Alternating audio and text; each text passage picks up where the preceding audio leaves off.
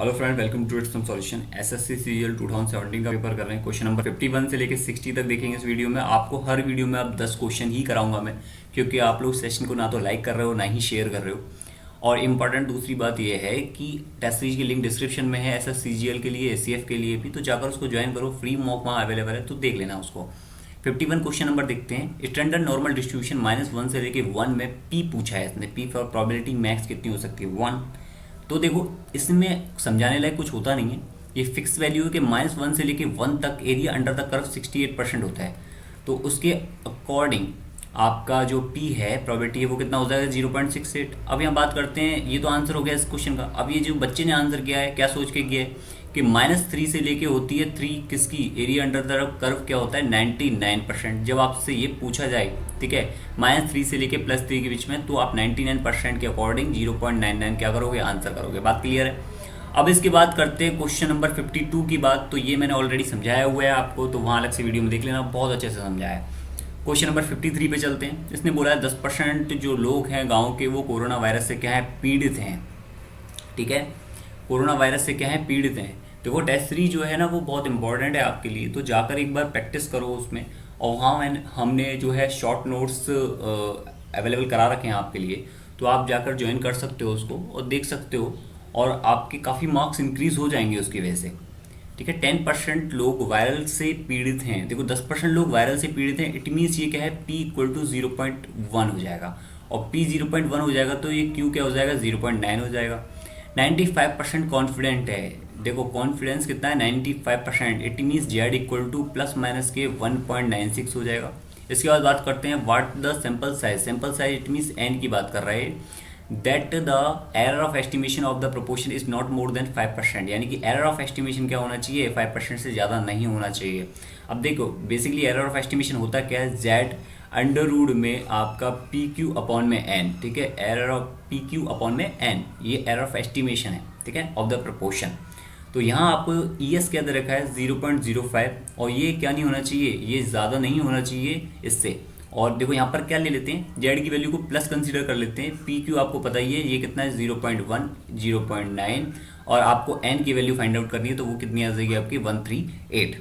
ठीक है, 138 क्या कर लोगे आप? कंसीडर कर लोगे। इसके बाद इस नेक्स्ट क्वेश्चन देख लेना। सारे क्वेश्चन जो है, मैक्सिमम क्वेश्चन इसके अकॉर्डिंग ही है, 3 से 4 क्वेश्चन ऑलमोस्ट।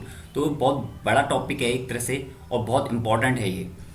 एक random sample of 100 article from a large batch of article contains 10 defective articles. What is the standard error of estimation? देखो, स्टैंडर्ड एरर की बात कर रहा है। स्टैंडर्ड एरर ऑफ एस्टिमेशन क्या हो जाएगा? PQ/n का अंडर रूट। ठीक है, और यहाँ पे स्टैंडर्ड एरर ऑफ एस्टिमेशन पूछा है, और ये क्या आपको दिया है? n दिया है। और ये क्या है आपका? 10 दोषपूर्ण है। तो 10 दोषपूर्ण के अकॉर्डिंग P क्या हो जाएगा आपका? यहाँ पर P हो जाएगा 0.1। और P 0.1 हो जाएगा तो Q क्या हो जाएगा? 0.9। तो आप स्टैंडर्ड एरर निकाल सकते हो, कितना आ जाएगा? 0.3 में आपका 10, यानी कि 0.03। ठीक है, अब इसके बाद नेक्स्ट क्वेश्चन पे चलते हैं। इसने बोला है कि एक सांख्यिकी विधि के अनुसार उसके माप का मानक विचलन 2 सेंटीमीटर है। मानक विचलन 2 सेंटीमीटर है, इट मीन्स ये स्टैंडर्ड डेविएशन की बात कर रहा है। वो कितना रखा है आपको? 2। 99%। देखो, जहाँ पर भी इतना आ जाता है ना, उसमें आपको ज़्यादा कुछ सोचने की जरूरत नहीं पड़ती। Z की वैल्यू को सीधा सीधा कंसीडर कर लो, प्लस माइनस के। तो 95% के लिए 1.96 और 99% के लिए 2.58। ठीक है, ये सिंपल सा होता है। इसके बाद है कि नमूने का आकार क्या होना चाहिए? n की बात कर रहा है। सैंपल साइज, क्वेश्चन को अच्छे से देख लेना। उसके माध्य का अनुमान, यानी कि आपको x की वैल्यू कितनी दे रखी है? 0.43 दे रखी है, और बोला है से अधिक ना हो। ठीक है, से अधिक ना हो। एरर ऑफ मार्जिन, सॉरी, ये आपको क्या दिया हुआ है? एरर ऑफ मार्जिन दिया हुआ है। ये जहाँ x नहीं दिया हुआ, ये एरर ऑफ मार्जिन है। ठीक है, एरर ऑफ मार्जिन कितना दिया हुआ है? एरर ऑफ एस्टिमेशन बोल दो या कुछ भी बोल दो उसको। ये क्या वो दिया हुआ है? एरर ऑफ एस्टिमेशन कितना दिया हुआ है? 0.43। और यहाँ आपको ऑलरेडी कंसीडर किया हुआ है कि Z जो है आपको 2.5 लेना है। अब देखो, यहाँ पर क्या है? Z 2.5 लेना है, सिर्फ a प्लस की वैल्यू लेनी है। और ये मैंने इससे पहले वाले आपको क्वेश्चन में कराया था सेम। तो Z अंडर रूट में सिग्मा/ में आपका क्या हो जाएगा? सॉरी, Z × सिग्मा/ में √n। ये होता है इसका सिंपल सा फॉर्मूला किसका, एरर ऑफ एस्टिमेशन के लिए। और ये बोल रहा है कि ज़्यादा ना हो, ठीक है। और जेड आपको पता ही है 2.58 है, आपको सिग्मा पता है कितना है 2 है, आपको क्या निकालना है एन निकालना है। तो यहाँ से एन की वैल्यू सिंपल सी निकल जाएगी, कितना हो जाएगा 144। ओके, इसके बाद नेक्स्ट क्वेश्चन पे चलते हैं। 56 नंबर का क्वेश्चन है ये। देखो ये क्वेश्चन और आपका ये 55 का क्वेश्चन दोनों सेम है। ये बात कर रहा है यहाँ पे एरर ऑफ स्टैंडर्ड एरर की बात कर रहा है, और स्टैंडर्ड एरर में आपसे क्या बोला गया है, साइज ऑफ सैंपल। अब देखो इस क्वेश्चन में स्टैंडर्ड एरर की बात कर रहा है, तो जो भी आंसर होगा वो आपका किस टर्म में होगा, सैंपल साइज के अकॉर्डिंग। और सैंपल कितना है यहाँ पर एन है, तो आपका ये ऑप्शन तो गलत हो गया और आपका ये ऑप्शन गलत हो गया। अब आपके ये ऑप्शन और ये ऑप्शन बच गया। अगर आपको थोड़ा सा भी फॉर्मूले की पता है, नॉलेज है, तो आप इसको ऑलरेडी क्लॉज कर दोगे, क्योंकि यहाँ पर एस पे क्या है अंडररूट लगा रखा है इन्होंने, इस पे एस पे क्या है अंडररूट लगा रखा है। ये क्यों क्रॉस हुए 2 और 4 वाले, क्योंकि ये क्या है पॉपुलेशन साइज है, और यहाँ पर हमने क्या है साइज ऑफ सैंपल कंसीडर किया है किसके केस में, एरर ऑफ एस्टिमेशन के केस में। तो ये स्टैंडर्ड एरर में भी क्या होगा, साइज ऑफ सैंपल कंसीडर होगा। तो आपका ऑप्शन क्या है 1 और 3 को छोड़कर बाकी दोनों एलिमिनेट हो जाएंगे। ये बात क्लियर है, तो इसका आंसर फर्स्ट हो जाएगा। अब इसके बाद क्या है 57 नंबर का क्वेश्चन देखो, ये दे रखा है आपको कि a random sample of 2 items is picked out from A population of 15 items, ठीक है। The number of all such sample is, कितने होंगे सैंपल साइज की मतलब नंबरों की संख्या कितनी होगी। देखो 15 C2 होगी, और 15 C2 को किस तरह सॉल्व करते हैं, 15 फैक्टोरियल अपॉन में आपका 2 फैक्टोरियल और अपॉन में आपका 13 फैक्टोरियल। तो कितना हो जाएगा ये 15 इंटू 14 अपॉन में आपका 2, यानी कि कितना हो जाएगा 105 हो जाएगा, ठीक है। आंसर 105। इसके बाद नेक्स्ट क्वेश्चन पे चलते हैं। ये क्वेश्चन नंबर दे रखा है 50 और मैं आपको बोला है कि एक बॉटल की औसत लंबाई, यानी कि x की वैल्यू कितनी दे रखा है, यहाँ पर x की वैल्यू दे रखी है आपको 21, 50 आपको क्या दे रखी है, लीव्स दे रखी है, तो n कितनी होगी 50। इसके बाद आपको बोला है कि मानक विचलन 40 मिलीमीटर है, यानी कि सिग्मा कितना दिया है आपको 40। इसके बाद बोला है assuming normal deviation find out the limit which have a 95% chance. देखो 95% चांस की बात कर रहा है, तो जेड प्लस माइनस के 1.96 हो गया। ये तो दिमाग में आ जानी चाहिए, of including the expected leaf length of leaf. अब देखो यहाँ बेसिकली बात कर रहा है कि वो लोअर हायर लिमिट की बात कर रहा है कि कितनी होगी ठीक है, तो वो ये पूछ रहा है।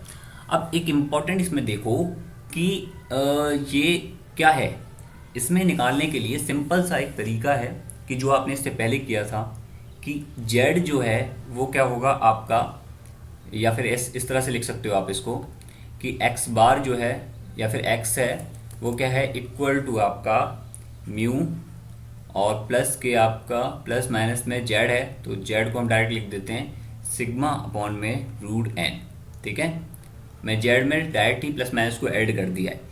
सिग्मा एक्स की वैल्यू आपको दे रखी है कितनी है 21, और आपको जेड पता है यहाँ पर कितना 1.96। अब देखो थोड़ा सा कंफ्यूज ना हो जाओ आप, इसलिए मैं यहाँ पर क्या है इसको माइनस को हटा देता हूँ कि यहाँ बार बार प्लस माइनस को 2 बार कंसीडर ना कर लो। सिग्मा की आपको वैल्यू पता है 40 और आपको एन की वैल्यू पता है 50। अब यहाँ पर बेसिकली करना क्या है, एक बार तो आपको प्लस लेना है, एक बार माइनस लेना है, और एक बार प्लस लोगे तो आपका एक ही बार में आंसर आ जाएगा। क्यों, क्योंकि देखो यहाँ पर क्या है, जैसे कोई वैल्यू को आप पिक करते हो 37.65 तो वो किसी दूसरे ऑप्शन में मैच नहीं कर रही है, ठीक है। या फिर कोई भी वैल्यू किसी भी ऑप्शन की कोई भी वैल्यू लेते हो तो वो किसी भी ऑप्शन में मैच नहीं कर रही, इसकी वजह से आप कोई भी वैल्यू लोगे प्लस माइनस में तो आपका एक ही बार में आंसर आ जाएगा, आपको दूसरे से चेक करने की जरूरत नहीं पड़ेगी। अब ये क्या है, क्वेश्चन नंबर 59 है, ये बोल रहा है 95% कॉन्फिडेंस लेवल है, इट मीन्स जेड क्या हो जाएगा प्लस माइनस के 1.96 हो जाएगा। और यहाँ आपको ऑलरेडी लिमिट दी हुई है, यदि नमूने का आकार यानी एन की वैल्यू कितनी दी हुई है 100 दी हुई है, ठीक है। तो बोल रहा है कि आपको स्टैंडर्ड डेविएशन फाइंड आउट करना है। अब देखो सिंपल सा क्वेश्चन है, क्वेश्चन को क्या कर दिया है जस्ट रिवर्स फॉर्म में कर दिया है, ठीक है। तो यहाँ क्या आप निकाल रहे हो कि एक दूसरा तरीका और मैं बता दूंगा, बेसिकली इसका बहुत सिंपल सा तरीका है। ये क्या है आपको 105 दे रखी है, अब 105 दे रखी है आपको, तो x की वैल्यू कितनी मान लोगे आप 105 एक बार के लिए 105.88। अब आपको म्यू नहीं पता है, इसके बाद आपको सिग्मा पता है, सिग्मा कितना सिग्मा नहीं दे रखा है, ठीक है। यहाँ पर आपको क्या नहीं दे रखा है सिग्मा, ठीक है, सिग्मा ही आपसे पूछा है। एन दे रखा है, बाकी सारी चीज़ दे रखी है आपको, और जेड की वैल्यू दे रखी है। और सिंपल से इसमें तरीका कौन सा लगेगा, z equal to x minus के म्यू अपॉन में सिग्मा रूट एन, जो हमने इससे पहले वाले फॉर्मूले में यूज किया था। अब बेसिकली बात यहाँ पर दो अननोन है, एक तो आपका सिग्मा और एक आपका म्यू। बट म्यू क्या है, म्यू क्या है, म्यू आपका पॉपुलेशन मीन है। अब वो कैसे होगा, 94.12 और 105.88 का आप एवरेज निकालोगे तो कितना आ जाएगा, 100 आ जाएगा। और यही वैल्यू क्या होती है, म्यू की होती है। अब इसमें हिडन वैल्यू आपकी हिडन है, ठीक है, एक वैल्यू आपकी क्या है, हिडन है। अब यहाँ पर आपको सभी वैल्यू पता लगी कि 105.88 माइनस के 100, ये कितना आ गया 5.88, ठीक है। अपॉन में सिग्मा तो आपको पता नहीं है, जेड की वैल्यू कितनी है 1.96 और इनटू आपका रूट एन कितना है आपका, ये आपके 100। तो आपको क्या करना है, जस्ट ये सॉल्व करना है। तो ये कितना हो जाएगा, लगभग देखो ये लगभग 6 से अकॉर्डिंग 6 है, ठीक है।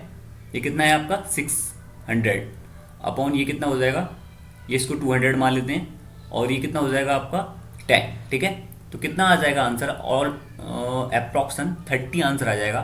क्योंकि देखो ये क्या 1.96 और ये क्या 5.88, थोड़ा सा आप इंक्रीज करोगे अंश में और हर में, तो आपको अप्रॉक्स में आंसर मिल जाएगा। क्योंकि ऑप्शन क्या है, काफ़ी डिस्टेंस में, इसलिए आप इसको कर सकते हो ऐसा।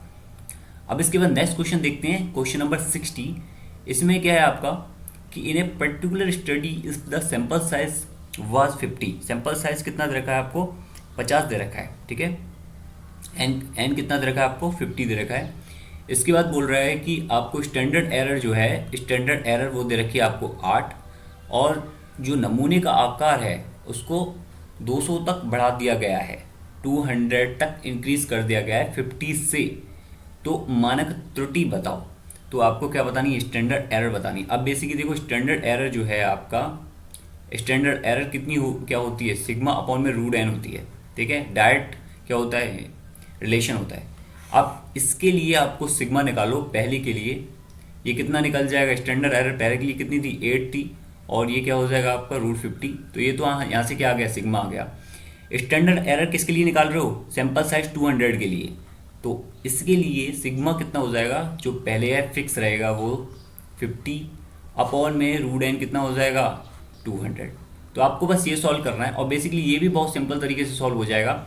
इसको देखो, ये क्या लिखोगे, 8 अंडर रूट में 50 अपॉन में 200, तो ये कितना हो जाएगा आपका 4 टाइम्स कट जाएगा, 4 से 2 आउटसाइड में आ जाएगा, और 8/2 कितना हो जाएगा आपका, सीधा सीधा 4 आंसर हो जाएगा। तो ये सिंपल सा क्वेश्चन था, छोटे से लॉजिक के साथ। और ऐसे बहुत सारे क्वेश्चन आपको मिलेंगे, मैं और आपको क्वेश्चन प्रोवाइड करा दूंगा, पूरे प्रीवियस ईयर के पेपर करा दूंगा। आप थोड़ा सेशन को लाइक करके शेयर किया करो, ताकि मैं आपको प्रोवाइड करा सकूँ चीज़। Okay, thank you, good luck, best of luck, और अच्छे से देख लेना इसको, बहुत सारे क्वेश्चन इस पर नेक्स्ट एग्जाम में पूछे जाएंगे। ओके।